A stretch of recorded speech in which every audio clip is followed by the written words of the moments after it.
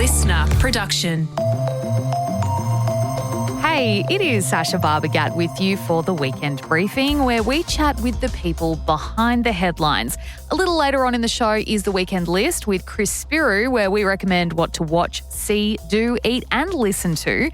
But first, I'm talking to Ilai Matangi. You might not know his name off the top of your head, but there is a good chance you know his handle, Javier676.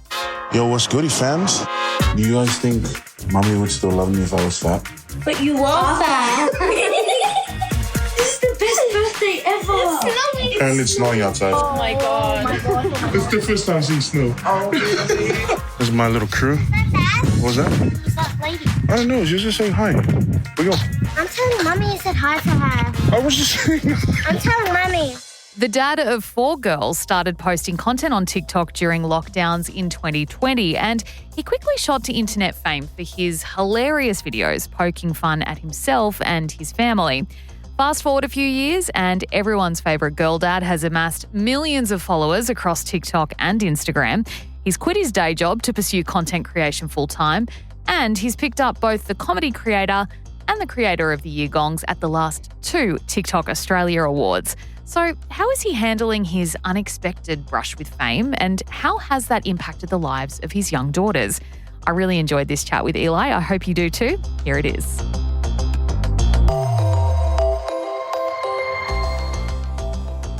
Ilai, first off, welcome to the briefing. Thank you so much for joining us. And I want to congratulate you on your Creator of the Year award that you picked up at last year's TikTok Awards.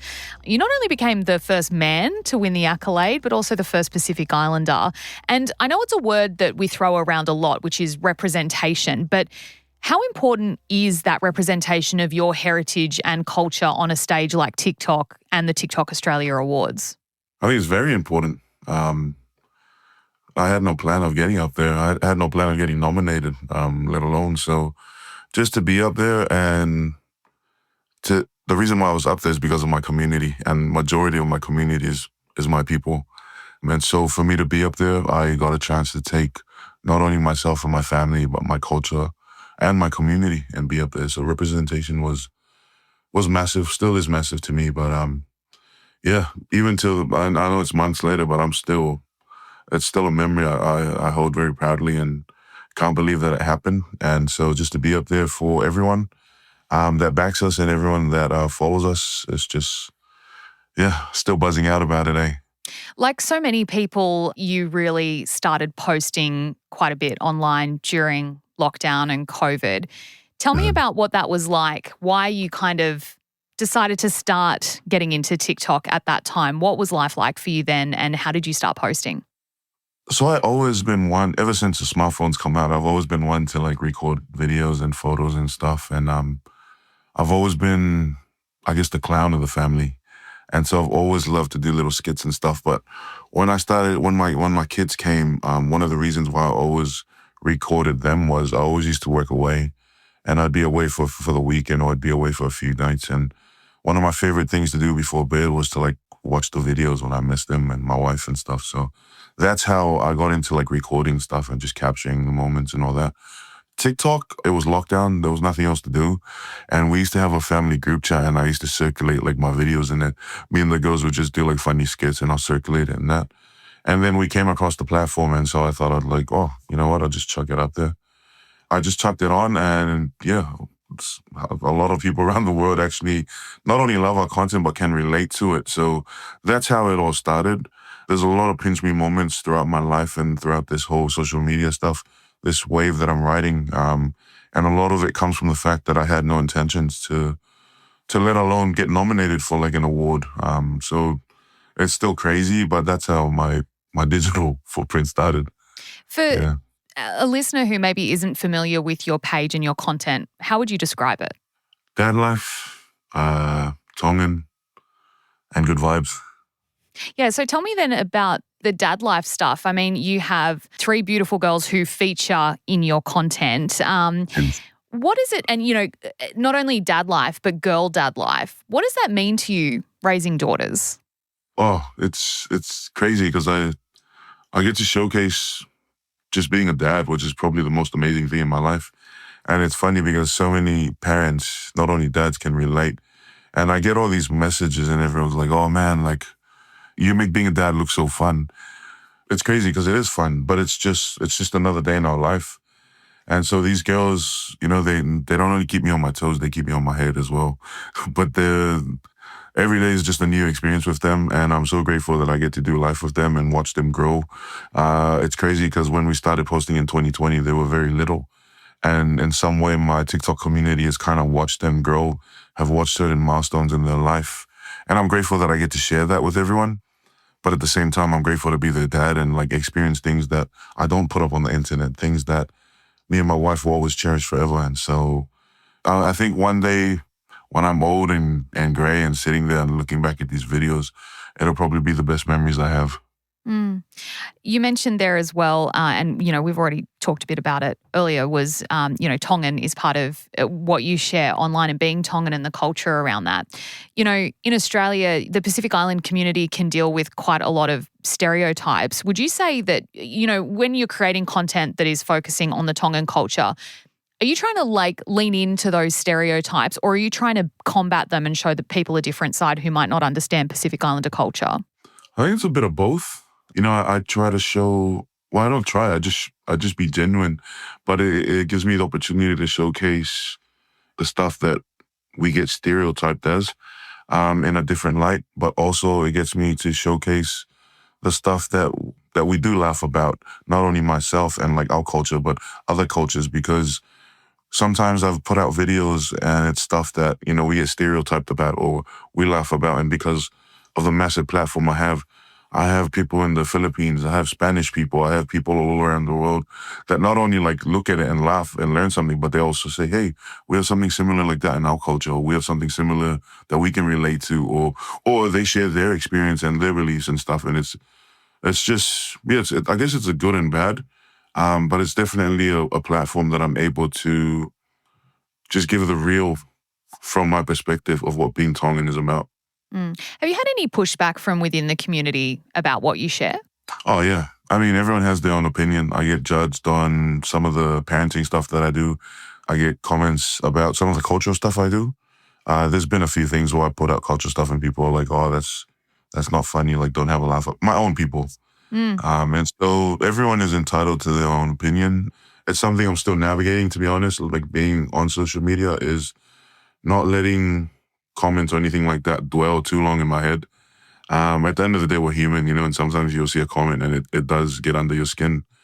But something I've realized is like people jump on and put a comment and then they leave or they get about their day, and you sit there and you kind of dwell on it, and it takes up much more energy than intended. And to give someone else, especially someone that you do not know or someone else that you've never met before, to give them that kind of power to control your emotions, I think that's not a good thing, but also it's something that I'm still trying to navigate and work on.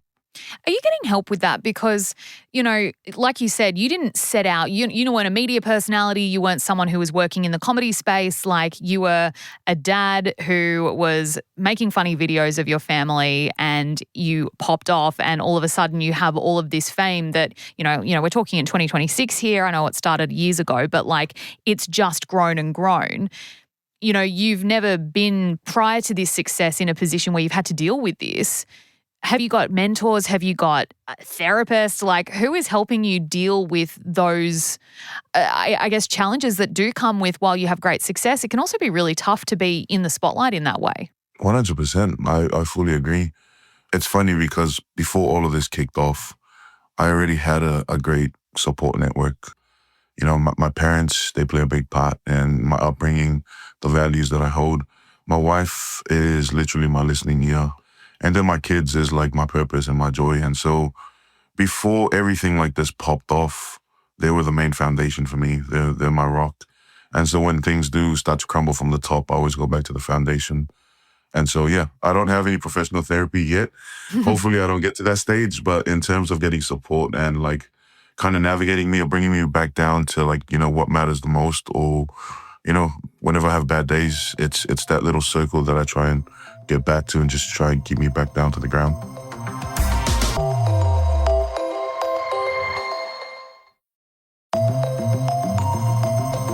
TikTok is essentially, and social media and content creation is your full-time job now. Who were you before it? What was your job? What did you do? What was a day in the life like of Ilai Matangi? So I graduated university in 2017. And before graduating university, I was a security guard. I was a bouncer at the nightclub. I was a barista at Krispy Kreme. Ended up being like a team manager there. And it's funny because when I was there, that's when Uber Eats first came out and they had the iPad. And if you go and look at the iPad, I don't know now, but if you go look at the iPad when it first came out, I was doing funny skits at work on the iPad when we were supposed to actually getting orders. So all the guys that worked with me back in the day, they would be like, bro, like, did you ever imagine you doing funny skits on the iPad for the Uber Eats? Would have popped off to like this freaking TikTok sensation. So I was doing all of that. And then I graduated university in 2017 with a Bachelor of Psychology. So before TikTok popped off, I literally just started doing full-time last year. But prior to that, I was working in the school system. I was like a school counselor up in regional Western Australia in a little community there called Carnarvon. I was working there and I was working for the government. I was doing some support coordination work for the government with the disability scheme. And so I came to Queensland and I was doing the same line of work. Yeah, until everything popped off. It was last year. Oh, sorry, not last year, 2024. I took out Comedy Creator of the Year. And because I'm with the agency and they've been amazing and stuff, they started getting me, work around my social media stuff. And so it's just popped off ever since that. And with that and the other work I do on social media with, getting monetized on certain platforms, all of that has been able to provide income and put bread on the table for my family. So now I'm a content creator, and it's funny because my dad, he's a hard laborer. He's a man of, you got to earn your money through sweat. And so sometimes he still giggles at what I do. And he's like, he doesn't consider it a real job. But now that he's able to, eat from the fruits of my labor, he's like, oh, wow. Like, I guess it just opens up his mind. Like that old school mentality kind of changes. Also explaining to people, especially in that older generation, like especially my family and stuff, that I do that for work. They just like, nah, I don't know how you get money through that. So yeah, sometimes I just save the hassle and I say, oh yeah, I'm a social media marketer. I'm social media marketing, and I just leave it at that. And they'll be like, oh, okay, cool. So yeah, that was life before all this TikTok stuff. Yeah, so I find that interesting. You were working as a counsellor in remote WA. What was that like? Was that a difficult experience working as a school counsellor in a community like that? Yeah, it was crazy. One hell of an experience. I'm grateful for it. It's taught me a lot over the years, but it was definitely something.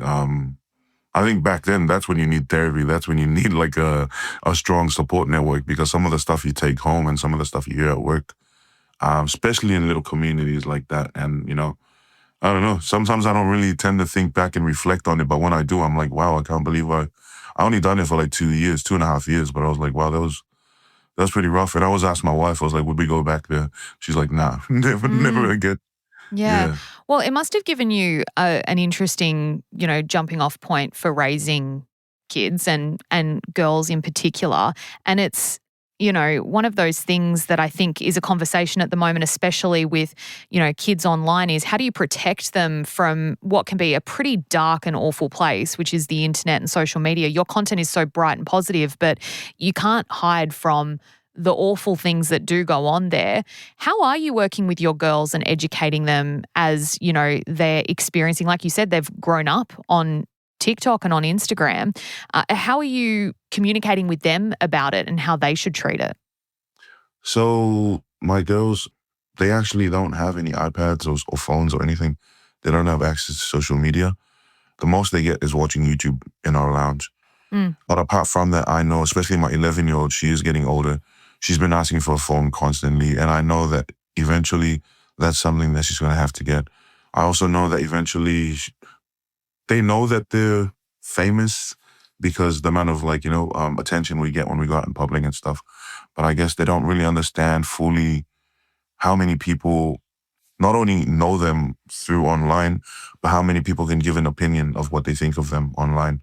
And so that's conversations that me and my wife, are starting to have, especially with my 11-year-old. The other two, they're still very young. They were like whatever, butterflies and rainbows and stuff. But my 11-year-old was starting to conversate with her and kind of like, I guess, building that foundation to make her understand that, that there is another side to the internet. There is another side to, all the love that we get and some of the comments that she does see when she watches our videos, that it's always positive and stuff, that there is, there is other stuff that people will say there is such a darker side. And as a parent, I feel like everything starts at home. It's my full responsibility to not protect them, but just educate them and make sure that they're as well prepared as possible. At the end of the day, we never know what's going to happen in the future. We never know what's going to come across and affect them in any way. But as long as my girls know that, I try to do my best to educate them and support them, and they also know that if something does hit the fan, that mom and dad's there and we're there to kind of navigate that issue when it does come. I know it's, you kind of just said that you don't know what's going to come in the future. Was there part of you when you first started posting your family that went, oh, I'm worried about what could happen if people who are awful are seeing this content and start commenting? Like, was that any part of your thought process, or was it kind of one of those things that, exploded so quickly that you didn't really have time to think ahead of what it could be? Yeah, that's literally it. I didn't have time to think what it could be. Like I said, when I first posted videos, I was thinking it was just going to be my siblings and my wife's family that were watching those videos. It totally just went over my head that the internet is the World Wide Web, the whole world. There's a possibility of, the world seeing it. There's a possibility of so many millions of people seeing it. I just didn't think that possibility was with me. I was like, oh yeah, whatever. Like, my videos aren't even that funny, or my videos won't even pop off that much. And because I had no intention of like trying to go viral, it was just posting it out for good laughs and good fun. Now it's in my head and stuff. And I guess because we just do this is the nature of it. It's like, it goes back to what I said. It's my job to do what I have to do as a parent. It's clear from the content you post that your girls have inherited your wit and humour. They are so funny. What else do you hope they'll inherit from you? I think keeping it real, being genuine. And I don't know. I'm not one to like put myself on a pedestal, but I believe I have a good heart. And I only can hope that they have that. If you have a good heart and you always have good intentions, sometimes it may go the wrong way with other people, but I feel like you can't go wrong. I hope if there's anything, thank God they didn't get my looks, they got my wife's, but I hope that they have my heart. Yeah, they definitely have both of those things. Ilai, you made your stand-up comedy debut last year. How confronting was that for you, given that up until that point, all of your comedy had been done from behind a screen where you're not getting that immediate feedback? Yeah, that was very confronting. I'm surprised I took that. And to be honest, since then till now, I've been asked so many times, will you do it again? Would you do it again? Sometimes I tell people like, oh yeah, I'll consider it. But really deep down inside, I'm like, I don't know, man. That's yeah. I believe growth is what, being uncomfortable and stuff leads to growth. But at the same time, that was just, apparently I done well. And the reaction I got from the crowd was really good. But that was one of those things where I seized the opportunity and I just took it, and I was like, it'll sort itself out. I'm really grateful because of my social media platform. When I went out on stage, a lot of people already knew who I was. So I felt like that kind of carried in a way, and a lot of people already watched my videos and stuff. So when I cracked some jokes that were relating back to my content, everyone knew what I was talking about and stuff. That helped in that manner. But I'll give comedians, man, especially people that do on-stage stuff, I take my hat off to them, because there's two things. I mean, apart from having kids, it's hard work, but like there's two things I've done so far that have really put me in such an anxious state. And that was, I jumped in the boxing ring for a charity match. And second of all was the comedian stuff. I still can't explain the nerves in my heartbeat. And when I went up, I was glad I'd done it for the experience. Would I do it again? I definitely probably would need to work more on my craft and better myself. Because of my social following, I've had people reach out and they're like, oh, we should do like a proper show for you. And I was like, nah, man, like at this stage, I should be in a bar or something, just cracking jokes like that first before I get up on that massive stage. But it was definitely an experience. So, and the people I got to do it alongside too, that was awesome, because they've been people one, that I look up to, but two, have been in the comedy game for so long. And so to watch them, the way they prep and how they go about it, yeah, we'll see how it goes in the future. But for now, I'm good. What is the future then? What are you, obviously, I see on your socials pages, you're constantly posting. It's obviously, it's your full-time job at the moment. Do you see longevity in that? Is that something that you're going to continue doing and it's kind of, you're looking at the short term, or have you got a long-term plan and there's places you want to go and that you want to take this? There's always a long-term plan. I started sharing with my girls, I can't be doing funny videos for the rest of my life. I'm not going to be that old dude with a white gray hair and freaking trying to crack jokes all the time and doing videos. Right now, the plan is to kind of set my girls up on this platform and have their own platforms one day. We have such a big community, and I've been told so many times that, I should not capitalize on it, but I should use it to work for me. And people are talking about selling stuff and doing all of this, but I don't want to just do something because we have a big community. I actually want to have purpose and meaning behind it. Yeah, we have a bunch of stuff. I want to get into actually getting behind the camera rather than on the camera. Maybe some short films or something like that. Start off on YouTube and see where that goes. But one of the things I always share to my girls and my wife is I'm a firm believer of always making sure your cup is full before you fill others' cups. And so I'm not going to lie, like right now at this stage, in terms of everything that's been popping off, my cup is kind of getting pretty full, and I'm setting up stuff for, my other family, my mom, my dad, my siblings. Once all of that is full, I do really want to do more stuff for the community. I want to, fill up whoever's cup I can fill. And so I've told this many times, the moment I've succeeded is the moment I'm out there doing stuff for others, not only financially, but being able to kind of help out in the world. Right now, the only way I'm able to do that is through my funny videos and good vibes. But I hope one day I can do way more than that. So watch this space. Ilai Matangi, Javier 676, thank you so much for talking to us today on the Weekend Briefing. It's been really lovely hearing your philosophy on life. So thank you. Thank you so much for having me. That was my chat with Ilai Matangi, and you can keep up with his antics on Instagram and, of course, TikTok. Just search his handle at Javier676. Now it is time for the Weekend List, where we recommend what to watch, see, do, eat and listen to. And this year, we want to change things up a bit and we want to hear from you, dear listener. Each week, we'll be kicking off the Weekend List with your recommendation. And starting off 2026 is Adam, who sent through this. Hey guys, Adam from Brisbane here. I'm a major fan of the show. My recommendation for today is Burlesque the movie. Now, it's a bit of a throwback, but you've got Christina Aguilera, you've got incredible dance numbers, and you've also got Cher. So, need I say more? Adam from Brisbane, you don't need to say more of that. Say less. Say less. That is such... You know what? Weirdly enough, this is the second time Burlesque has come up this week, is it not? Yeah, you said that you... What was it? We were listing our top 5 movies of all time and you said Burlesque and I laughed. Yes. I do like Burlesque, but I don't know, you and Adam are both maybe onto something and I need to get on board with it being much higher in my list of favourite movies. Well, let me explain the criteria that when we were discussing about favourite movies was what movie have you watched or movies have you watched over and over and over again that qualify as your favourite. I had a lot of boy movies in there and you all made fun of me and I was like, well, let me throw you something else. Let me show you some diversity. I don't just love Three Ninjas and Transformers. I also love a number from Christina Aguilera and Cher. There you go, guys. There's a first recommendation from Adam. I love it. Thank you so much. And of course, Chris, you're here with me for the list this week rather than Helen Smith, who is off at the AO. Yeah. All right, we've heard from Adam. What's your first recommendation? Okay, my first recommendation. Famously, we know that I'm no chef. I've never claimed to be a chef on the weekend list. Let's just lower the bar. And I have said I do like assembling food. I like putting little pieces together and I go, here's a dish. And so the dish I put together, Miss Sacha Gatt. Mrs. Sacha Gatt. Yes, Mrs. Sacha Gatt. There is this viral cheesecake that is sweeping the internet and TikTok at the moment, and it only requires 2 ingredients. Can I guess what they are? Oh, yeah. Is it like Biscoff spread and cream cheese? Oh, you are so red hot. So it involves my favourite yogurt. Come on. Greek.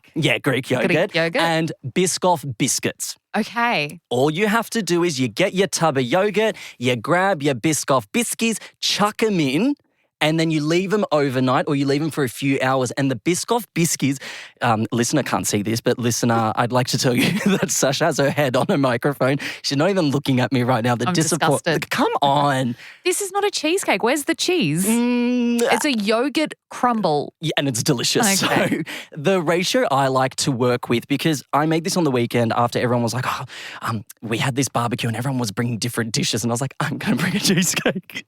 I brought this cheesecake. It's not a cheesecake, but yep. I brought this viral cheesecake. Viral dish that I assembled. And the ratio that I like to work with, because I was a bit nervous that I didn't put enough biscuit in there because I didn't actually watch the trend. I just saw how to do it. And I was like, if you're looking at it, tubby yogurt, so we're talking the big ones. And also pro tip, don't get your normal Greek yogurt, get the sweetened version, like the Jalna sweet Greek like a yogurt. vanilla. Oh man, it really works with this. And then the ratio you're working with, let's do I want at least 1/4 to 2/3 of the tub filled with Biscoff biscuits. Just put them in, you're done, leave them overnight, they're ready, they're delicious. My grandmother despised it. My grandmother said this was an insult to everyone who attended the barbecue on the weekend. Fair. I loved it. Okay, fine. Thank All right. you. I won't yuck your yum, but you can't call it a cheesecake. Let's be real. My first recommendation, my only recommendation, Adam took my other one, so thank you, Adam, is... Because you were going to recommend Burlesque, were you? Yeah. Mine's a TikTok page. It's been chugging along for quite a while now. It actually started as a Twitter, RIP, X account called We Rate Dogs. Now, this is a total palate cleanser on your scroll. Whenever I get a We Rate Dogs video, I stop and I watch it. It has a few formats, but essentially it is a guy who rates dogs. And what does he rate him on? What's the criteria we're working with? It varies. So every week he puts out a top 5 dogs of the week, right? But also he'll do, like I was watching one today and it was top Labradors of all time. So it's all these different famous Labradors. Oh, good. And it's really feel good. There are some harrowing stories, but it's always just showcasing how incredible our dogs are. Do they ever do the transformation videos? You know, the dogs that get picked up in a dumpster and then they get, a vet takes care of them. Yeah, and so brings them back a to lot life. of that is the harrowing ones. I where love it's, that. a beautiful story of, of survival or hope or heroism. What So a sell. check out We Rate Dogs. All right. Well done. My last recommendation and the last recommendation of the list, I'm going to recommend something to do. Okay. Now, if you're a headlines listener, which I really hope you are, you would know that I have fallen in love with a particular sport over the summer. Pickleball. Pickleball. Oh my God. I'm a pickleballer. I am a pickleballer. I've made the transition. No more tennis, it's pickleball. Dude, no more tennis. It's only pickleball, namely pickleball doubles. Oh, man. A few reasons why I like pickleball. A few reasons. Shorter court, so it's less running, but there is a lot of running, which I love. That's another reason why I love it. But the sound of a pickleball being hit by this racket, Sash, man, it's like... Oh, okay. Yeah. Yeah, it's like ping pong. Sounds like a horse clop. Yeah. Is it like a horse clop? Sure. Yeah, let's go with that. That's what I'm getting. It is great. All you have to do is Google a court near you. Annoyingly for me, there's not one in my area that has prompted business discussions with some of my friends at the moment. Guys, it's so hard. It's so hard to find a tennis court to rent or buy. Guys, it's actually really hard. But should you know someone who does have a tennis court or you know a local tennis court? No, you need a pickleball court. Why am I recommending tennis courts? You need a pickleball court. It's got specific markings. It is so much fun. Get around it. Okay, pickleball. Yeah. Pickleball, We Rate Dogs, Biscoff yogurt. Biscoff cheesecake. Biscoff yogurt and listener Adam, Burlesque. Thank you, Chris. Thank you, Adam. And like I said, we would love to hear from you about what you'd like us to watch, see, do, eat and listen to. Send us a voice note on Instagram. Yeah. That's the best way. And we'll get you on a future ep of the pod. That is it for the weekend briefing today. Thank you for listening. I'm Sacha Gatt. Catch you next time.